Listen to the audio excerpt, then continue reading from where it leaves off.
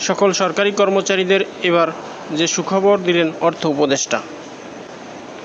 শুনলেন শিরোনাম, এবারে বিস্তারিত। সকল সরকারি কর্মচারীদের জন্য সুখবর। মহার্ঘ ভাতার সঙ্গে ভ্যাট বাড়ানোর কোনো সম্পর্ক নেই বলে মন্তব্য করেছেন অর্থ উপদেষ্টা ডক্টর সালেউদ্দিন আহমেদ। তিনি বলেন, মহার্ঘ ভাতা যদি দেই সেটা আলাদা হিসাব করব। সচিবালয়ে খাদ্য পরিকল্পনা ও পরিধারণ কমিটির বৈঠক শেষে অর্থ উপদেষ্টা সাংবাদিকদের এসব কথা বলেন।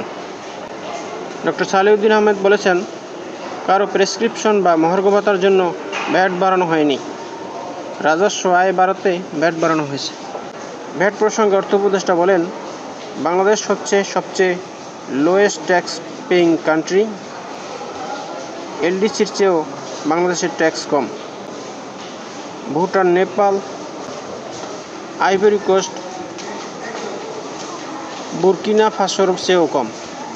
এত কম ট্যাক্স দিয়ে কিভাবে চান যে আপনাকে সব কিছু দেব? এটা এক্সপেক্ট করা ঠিক না। ব্যয়ের দিকে সরকার সাশ্রয়ী হবে জানিয়ে তিনি বলেন, ব্যয়ের দিকটায় আমরা সাশ্রয়ী হব। অনেক অপ্রয়োজনীয় সরকারি ব্যয় আছে। 5 বছরের প্রকল্প 10 বছর নিয়ে যাচ্ছে।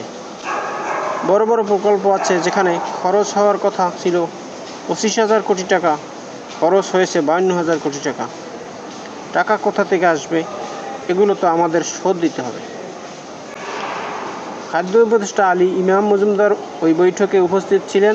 বৈঠক শেষে তিনি জানান, বাজারে চাল ও গমের মজুদ পরিস্থিতি ভালো। এরপরও ভবিষ্যতের কথা বিবেচনা করে খাদ্য মজুদ বা স্টক করার উপর গুরুত্ব দিচ্ছে সরকার। তাহলে ব্যবসায়ীরা সুযোগ নিতে পারবে না।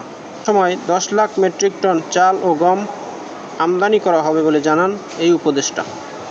এই হলো সরকারি কর্মচারীদের জন্য সুখবর। এরকম নিত্য নতুন আপডেট ভিডিও পেতে চাইলে আমার চ্যানেলটি সাবস্ক্রাইব করে রাখুন। ভালো থাকুন, সুস্থ থাকুন। আবার কথা হবে অন্য কোনো নতুন ভিডিওতে। আসসালামু আলাইকুম।